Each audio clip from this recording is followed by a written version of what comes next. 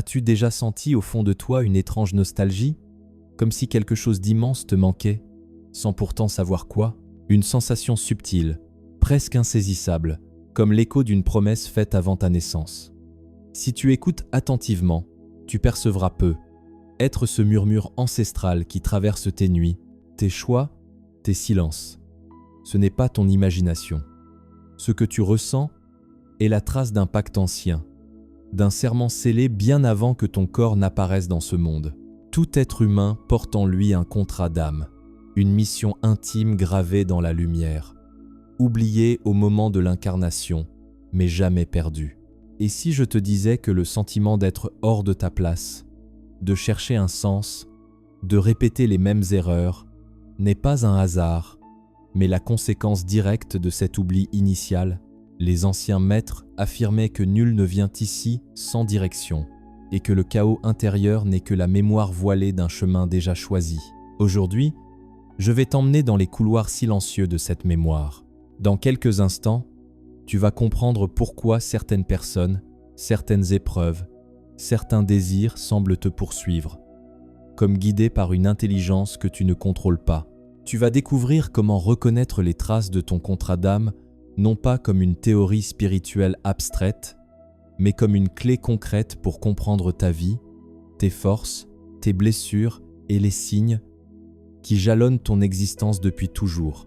Avant d'aller plus loin, écris en commentaire « Je suis prêt à me souvenir ». Cette simple affirmation ouvre une brèche intérieure, une disposition qui te permettra de recevoir ce qui va suivre. Et si tu veux continuer à explorer des secrets que très peu osent regarder, abonne-toi et reste jusqu'à la fin, car je vais te révéler une vérité que même certains initiés refusent encore d'affronter. Tu es ici pour une raison précise, et cette raison n'appartient qu'à toi. Ce qui va se dévoiler maintenant pourrait transformer la manière dont tu comprends ton passé et la direction que tu t'apprêtes à prendre. Depuis les premiers âges de l'humanité, bien avant que les religions structurées n'apparaissent, les sages affirmaient que chaque âme descend ici en portant un mandat invisible, un dessin tissé dans les plans subtils. Les tablettes mésopotamiennes évoquaient déjà l'idée d'un chemin écrit dans le souffle, tandis que les prêtres égyptiens enseignaient que l'âme, avant de franchir le seuil du monde matériel, signait symboliquement un pacte avec Ma, la loi cosmique qui régit l'ordre et la vérité. Plus tard, les écoles hermétiques, héritières d'Hermès Trismégiste, ont affiné cette idée jusqu'à en faire un véritable pilier de la philosophie sacrée. Ce qui est en haut est comme ce qui est en bas, une maxime de la table d'émeraude, qui rappelle que tout ce qui se manifeste dans ta vie n'est que le reflet d'un principe originel, inscrit dans ton essence même. Dans les traditions gnostiques, on parlait du souvenir d'avant la chute, une mémoire de l'âme qui, voilée par la matière, cherche malgré tout à se frayer un chemin jusqu'à la conscience. Les mystiques affirmaient que chaque être humain arrive avec une blessure, mais aussi avec un talent unique, et que ces deux aspects, la lumière et la fracture, sont les portes principales vers la mission de vie. Au fil des siècles, cette connaissance a été volontairement effacée ou reléguée à des cercles initiatiques, non parce qu'elle était dangereuse en elle-même, mais parce que comprendre son contrat d'âme donne à l'individu un pouvoir redoutable, celui de s'aligner sur une force intérieure qui échappe aux structures sociales et politiques. Souviens-toi, un être qui connaît sa mission devient incontrôlable, libre, impossible à manipuler. Dans la Grèce antique, les orphiques enseignaient que l'oubli est la première épreuve de l'incarnation. En buvant les eaux du Léthé, l'âme perd la mémoire de son origine, mais garde un fil secret relié à son intention première. Retrouver ce fil, disait-on, est la véritable quête, plus importante encore que toute réussite matérielle. Les stoïciens, quant à eux, croyaient que chaque être humain porte un fragment du Logos, l'intelligence divine, qui confère à chaque vie une direction singulière. Ainsi, même dans les philosophies qui paraissent rationnelles, l'idée d'un dessein personnel reste profondément ancrée. Avec l'avènement du monde moderne, une fracture s'est produite. On a valorisé la performance, le bruit, la vitesse, la comparaison, l'ego. L'homme est devenu un être dispersé, contraint de s'adapter à des attentes extérieures, jusqu'à oublier la question la plus fondamentale. Pourquoi suis-je ici? Pourtant, même aujourd'hui, ce savoir ancien continue de vibrer sous la surface. Il se cache dans tes intuitions, dans tes élans soudains, dans ces rencontres qui semblent organisées par un hasard trop précis pour être fortuit. Il se manifeste dans ton malaise quand tu t'éloignes de ta voie et dans la paix profonde qui t'envahit lorsque tu t'en rapproches. Ce que tu considères comme des erreurs ne sont souvent que des rappels, des tentatives de ton âme pour te ramener à ton contrat oublié. Ainsi, comprendre ce pacte n'est pas un simple exercice spirituel, c'est un acte de souveraineté intérieure. Ce savoir a traversé les époques parce qu'il est la seule vérité que le monde extérieur ne peut pas t'ôter. Et aujourd'hui, tu vas commencer à entendre ce que ton âme tente de te dire depuis toujours. Pour comprendre ton contrat d'âme, tu dois d'abord accepter une vérité que beaucoup refusent encore. Rien de ce que tu désires profondément, rien de ce qui te blesse intensément, rien de ce qui te fascine mystérieusement n'est arbitraire. Chaque aspiration et chaque douleur sont des fragments d'un langage plus ancien, un alphabet intérieur que ton âme utilise pour te rappeler ce que tu es venu accomplir. Les anciens enseignaient que l'âme ne parle pas avec des mots, mais avec des attirances, des résistances, des synchronicités, et surtout avec ces appels intérieurs que tu ne réussis pas à étouffer. Lorsque tu ignores ces signaux, ta vie se brouille, tes relations deviennent creuses, ton énergie se fragmente. Mais lorsque tu commences à écouter, un fil se déroule et tu découvres que rien n'était au hasard. Le contrat d'âme n'est pas un document figé, mais une orientation profonde. Un souffle qui te pousse vers des expériences destinées à éveiller ta conscience. Imagine-le comme une note musicale unique que seule ton âme peut produire et que la vie entière cherche à te faire entendre à travers les événements que tu traverses. Ce qui t'attire instinctivement, ce qui te révolte profondément, ce qui t'obsède silencieusement, tout cela forme une carte vivante, un tracé qui ne demande qu'à être reconnu. Mais la plupart des gens vivent en surface, distraits par des attentes sociales, paralysés par la peur d'être différents, hypnotisés par les injonctions du monde moderne. Ils confondent leur contrat intérieur avec des objectifs empruntés, des ambitions qui ne leur appartiennent pas. Alors la vie se charge de les réveiller à travers des épreuves qui semblent injustes, mais qui sont souvent des rappels puissants. Les traditions hermétiques disent que l'âme te parle d'abord en douceur, puis en douleur. Plus tu résistes, plus les signaux deviennent intenses.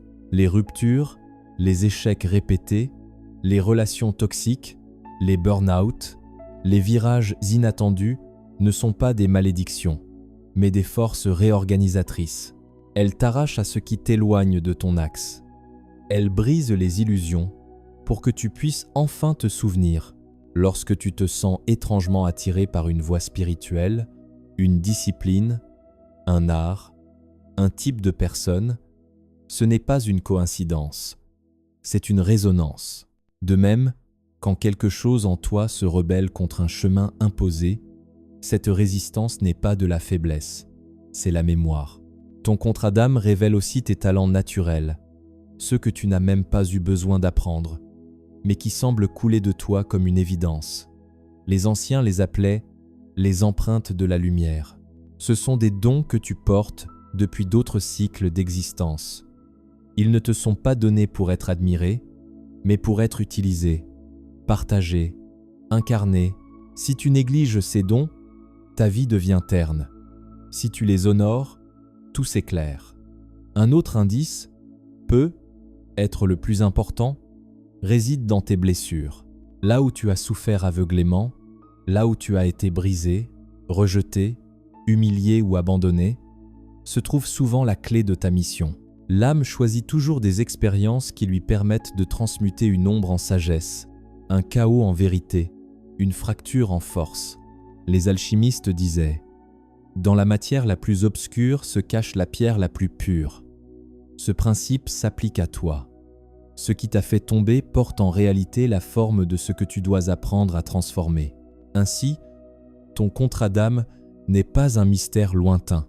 Il vit dans tes désirs les plus profonds, dans tes douleurs les plus anciennes, dans tes dons les plus naturels, dans tes intuitions les plus persistantes. Tu n'as pas à le chercher dehors. Il cherche à se souvenir à travers toi. Tout commence le jour où tu cesses d'ignorer ce qui t'appelle. Lorsque tu plonges plus profondément dans la notion de contrat d'âme, tu découvres un paradoxe que les anciens initiés connaissaient bien. Ta mission n'est pas quelque chose que tu dois inventer, mais quelque chose que tu dois reconnaître. Tu ne la construis pas, tu la dévoiles. Elle était déjà là, comme une sculpture enfermée dans un bloc de pierre, et chaque expérience de ta vie a frappé ce bloc pour en révéler la forme. Les mystiques affirmaient que l'âme choisit non seulement les grandes lignes de son parcours, mais aussi les obstacles, les rencontres, les pertes, car toutes ces pièces forment les mécanismes d'un grand travail intérieur appelé œuvre de retour. Ce concept, inspiré de l'alchimie spirituelle, indique que tu es venu ici pour retrouver ce que tu n'as jamais vraiment perdu, mais que tu as volontairement voilé, afin d'apprendre à le réactiver de l'intérieur. Les illusions modernes, cependant, te font croire que ta mission doit être spectaculaire, publique, reconnue. C'est l'un des plus grands mensonges spirituels de notre époque. Penser que le sens de ta vie dépend de l'opinion ou du regard d'autrui. La vérité, telle que transmise par Hermès Trismégiste et les écoles gnostiques, est radicalement différente.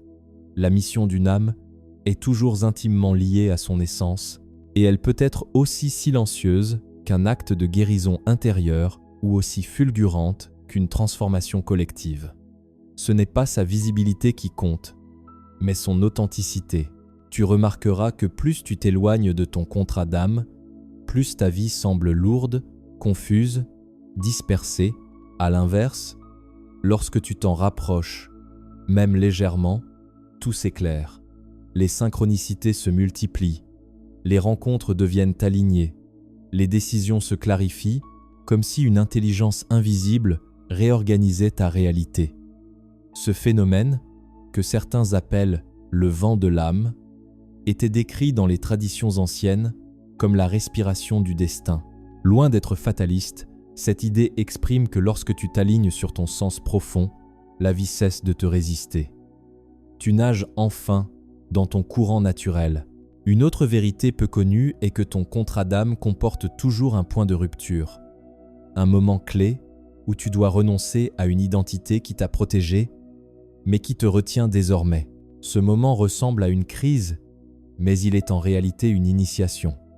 Les alchimistes le nommaient la mort symbolique, l'instant où l'ancien toi doit se dissoudre pour que le véritable toi puisse émerger. Beaucoup résistent à cette étape, croyant qu'ils échouent ou qu'ils perdent le contrôle de leur vie, alors qu'ils sont en train d'accomplir la partie la plus sacrée de leur mission. La résistance naît de la peur, mais la mémoire s'ouvre quand tu acceptes de traverser ce seuil. Ce que tu appelles parfois coïncidence troublante, appel irrationnel ou changement nécessaire, n'est rien d'autre que la voix de ton contrat d'âme qui se manifeste. Et voici un autre secret rarement explicité. Ta mission n'est jamais uniquement pour toi. Elle porte en elle une contribution, petite ou grande, visible ou invisible, destinée à un ensemble plus vaste. Dans la vision hermétique, chaque âme est comme une cellule d'un organisme cosmique. Si elle se perd, l'ensemble se fragilise, mais si elle s'accomplit, tout l'univers se rééquilibre.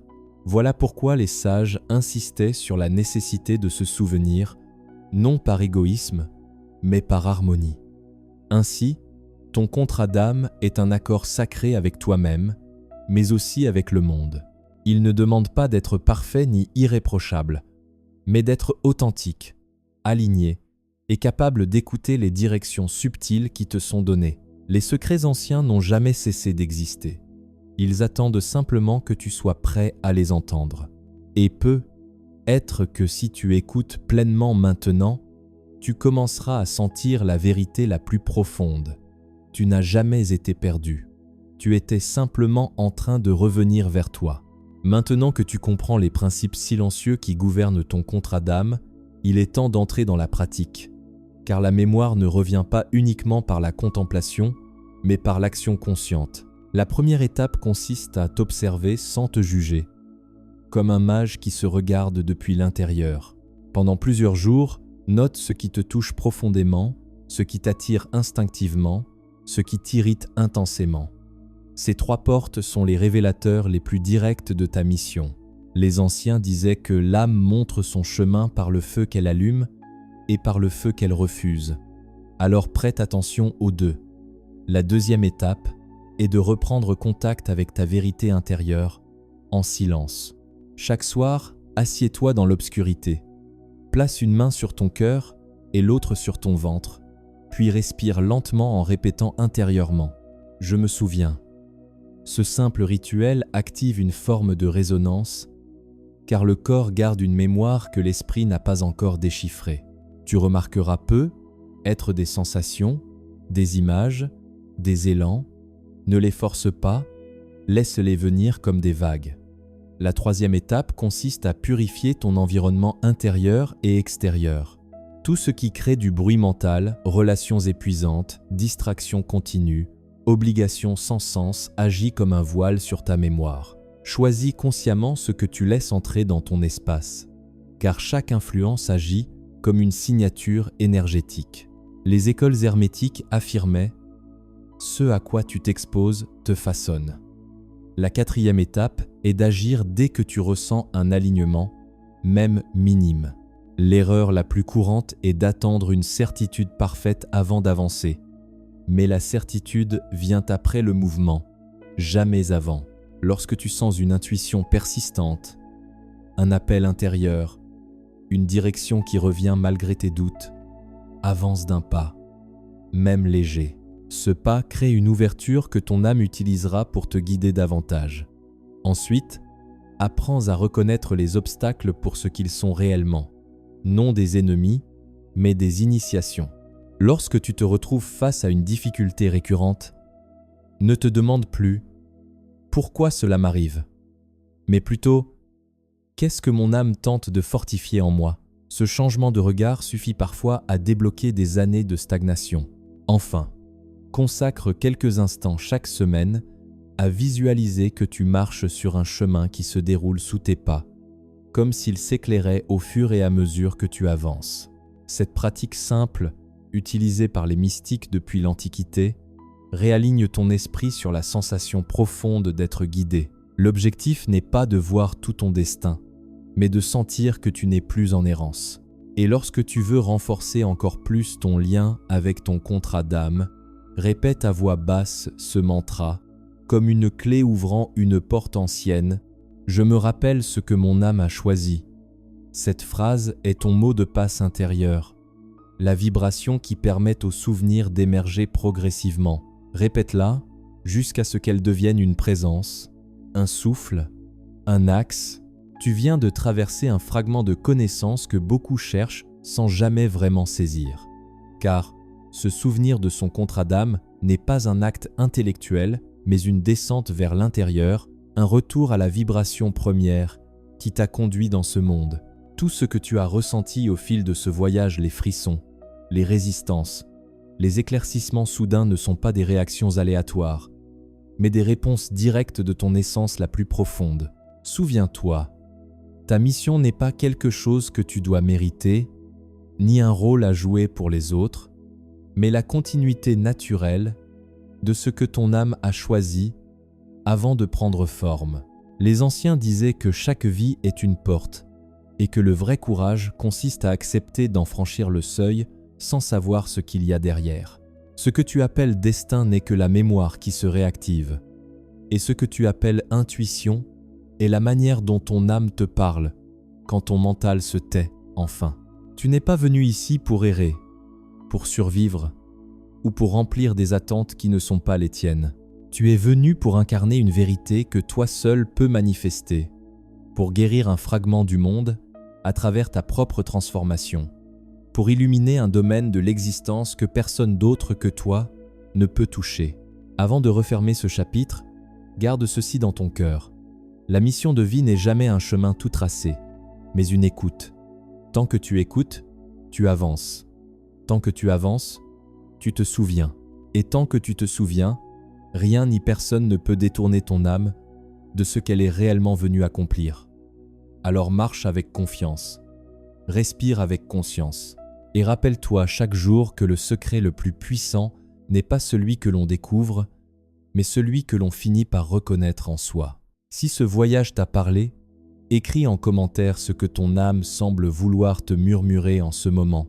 Et si tu veux continuer à explorer d'autres vérités oubliées, abonne-toi, partage cette vidéo et reviens pour la prochaine initiation.